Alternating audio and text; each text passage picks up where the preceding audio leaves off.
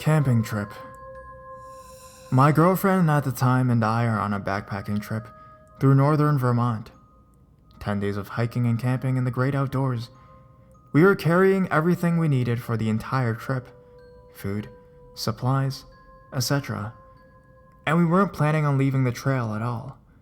I've been doing outdoor stuff my entire life and feel very comfortable on trips like this. My girlfriend had done a decent amount of hiking and camping, but had never been on a trip this long. Honestly, I was totally psyched to have a girlfriend interested in this sort of thing.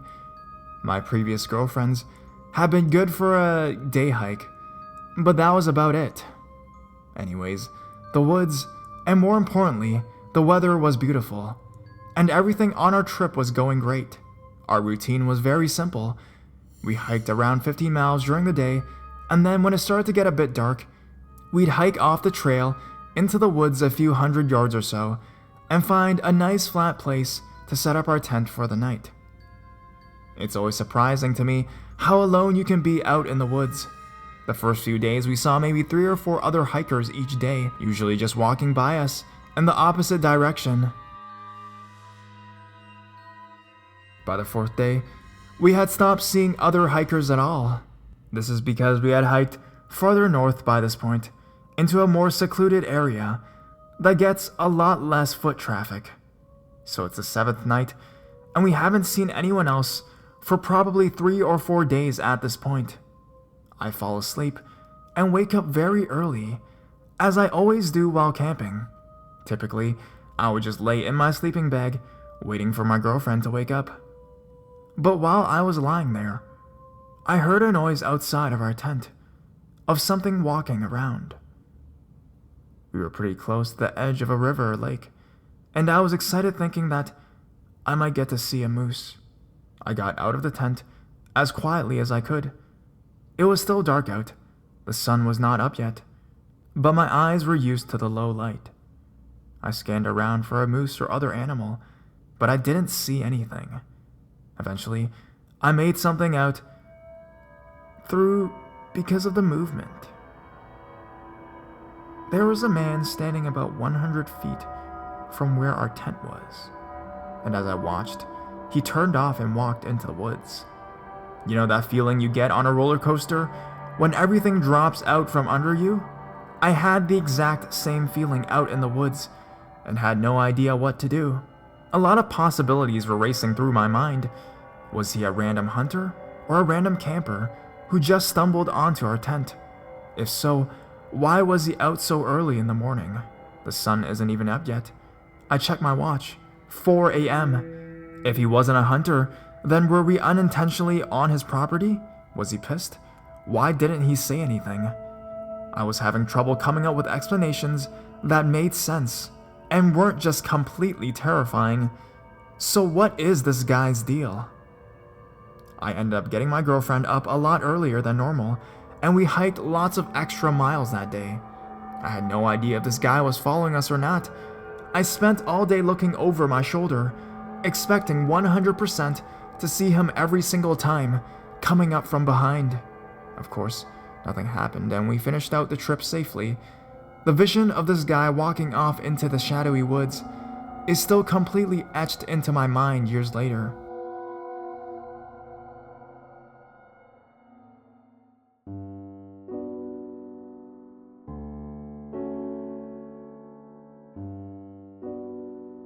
Backcountry creepiness. This seems like it might be a good place to share this. I haven't really told anyone about it yet.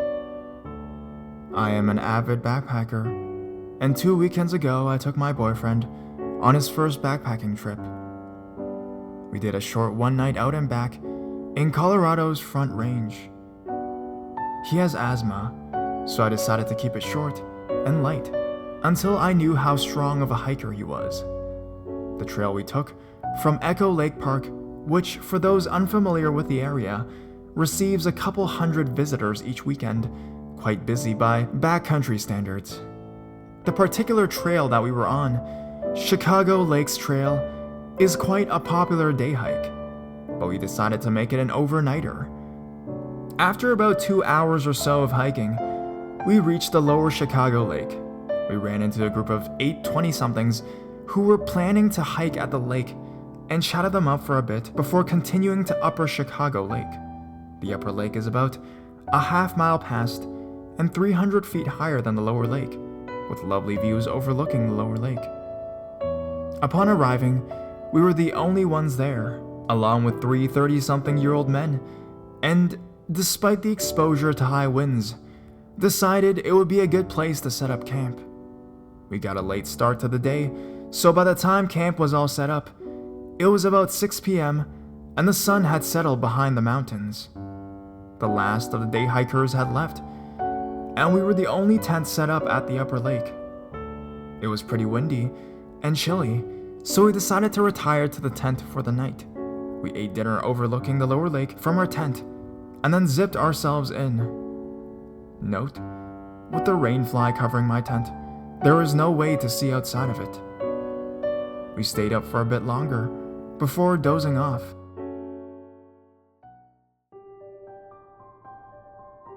At some point later, who knows how much later, I was awoken by what I thought were heavy winds.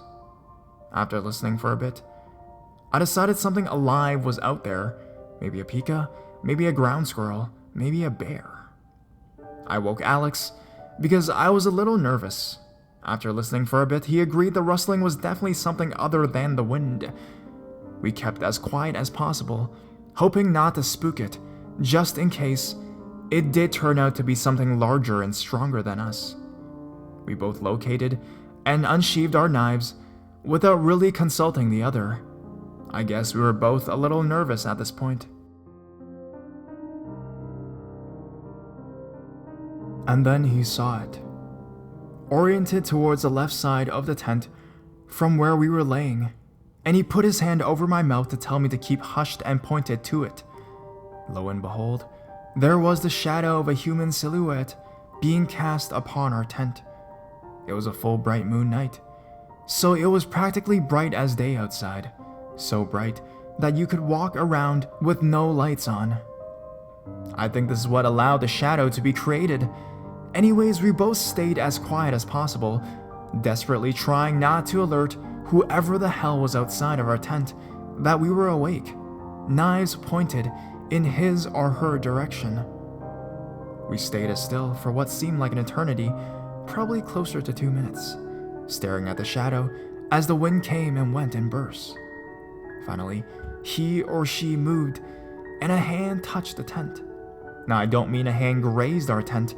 This person reached their hand out and put enough pressure on the tent to the point that the rainfly depressed into the tent, and you could see the outline of the hand on the tent. And then, after about 10 seconds, the hand was no longer on our tent. The shadow retreated, and we heard some rustling, then not a damn thing other than the wind for the rest of the night. Needless to say, we didn't get a wink of sleep after that. We didn't even make a peep for an hour or so after the incident. Alex practically suffocated me because he was insistent on covering me with most of his body so he could protect me if she or he came back. Around 7 a.m., we finally emerged from the tent. There were zero signs of any other campers, but there was one thing. About 2 feet from our tent was a big lighter. It wasn't mine, and it wasn't Alex's, and we were pretty damn sure that neither of us saw it before the evening. If we had, one of us would have surely picked it up because, leave no trace and all. We packed our camp just as the first day campers and trail runners were making up their way to the lake. By the time we got back down to the lower lake, the group we encountered the previous afternoon had already packed up and moved on too. So yep, that's my story. I don't really have a clever ending to tie it all together, but I can say this. It is a uniquely terrifying experience, being 5 or plus miles from the trailhead and many more miles still from civilization when something like this happens. I think I would have driven myself mad if Alex hadn't been there with me that night. But despite our little experience, he had assured me he'll take me backpacking again soon. Probably not the Chicago lakes, though.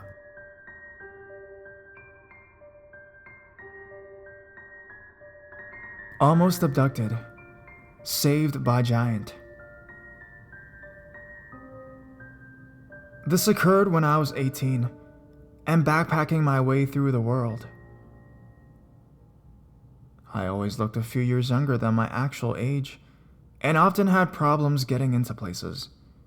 I often found myself hissing, "No, really, I am an adult," to people who refused to believe the numbers stated on my ID card. I arrived in West Australia in January, in a little town that looked nothing like the brightly colored postcard that I left behind in Sydney. I had rented a car and was getting used to the Aussie way of driving, and didn't pay attention to the fact that I was running out of fuel. So, naturally, the car suddenly gave up with a whimper and came to a halt. I wasn't that worried, since I had a spare tank in the trunk, as advised when driving the vast distances I intended to. I had problems getting the lid off though. No matter how hard I pulled, it didn't give in. So, I started walking back to the little cluster of shops I had spotted earlier. I was greeted by a man on an ATV-ish thing, sitting outside a shop. He nodded in the direction of the road and said, "Problem with the car, missy?" I must have looked puzzled because he smiled and said, "No one comes walking in here from that direction, there's nothing out there." I explained my situation, and he listened sympathetically. "Did you rent the car from Creep Freddy? No wonder it gave up on ya. That bloke can't be trusted, you see." He introduced himself as Charlie and quickly got the lid off the spare tank for me. "Wanna ride back to the car? It's awfully warm to walk in the middle of the day. No ozone layer here, you see."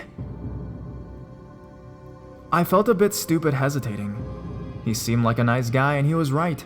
The sun was terrible. My shoulders were already burnt, despite the sun protection. He must have sensed my hesitations, because he put a hand on my shoulder and smiled. "I'm not the boogeyman. I promise you. I just don't want anyone walking in this weather. I would have offered you a ride if you were a 40-year-old bloke too. Here, you take the helmet. My head isn't worth protecting anyways." And so, I got up on the back of his ATV, the spare petrol tank in front of me, and a somewhat uneasy feeling in my stomach. Just tap my shoulder if you want me to slow down, alright?"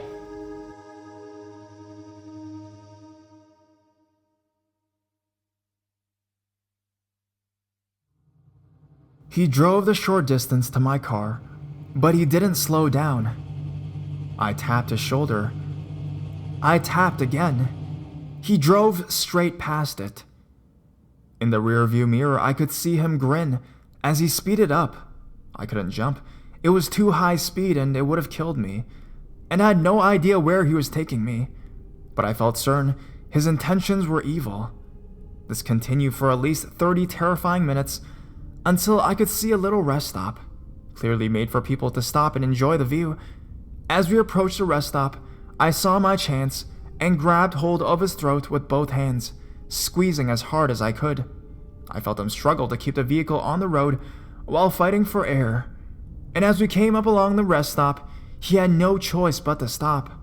I threw myself off, tossing the helmet and screaming loudly to wake the dead.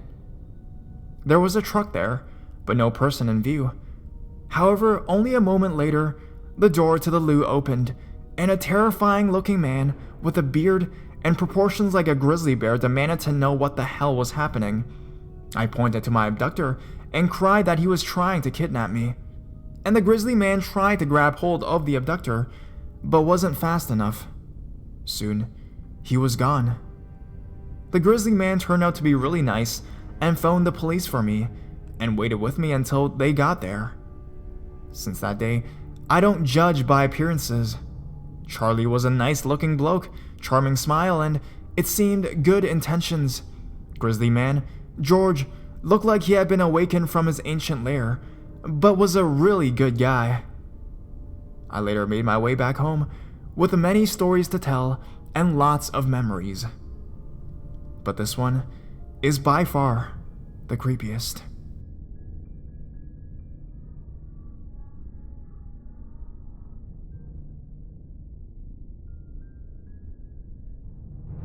Lakeside Lunatic. This happened to myself and a close friend, both 23-year-old males, just last month. We decided to go on a 2-night backpacking camping trip in Adirondack Mountains of New York. We are both very comfortable with nature and spend a lot of time camping, hunting, fishing, etc. We hiked about 5 miles into a small lake and set up camp on a small beach. This was not a heavily trafficked area, and we did not expect to run into anyone. Our first night there, as we were sitting around the fire, we saw a flashlight moving on the other side of the lake at around 10:30 at night. This was fairly unusual. However, we did not think too much of it. But as time went on, the flashlight kept moving around the lake, getting closer and closer to our campsite. We kept discussing who could possibly be wandering around the woods in the middle of the night, and we did not particularly want an unwelcome guest. Once it was clear that the person or people were heading for our campsite, the two of us, we moved off into the woods nearby to see who wandered up. I took a small axe with me, and my friend had a rifle. Now, we weren't expecting trouble, and we didn't want to make any for sure, but we figured we might as well cover our bases.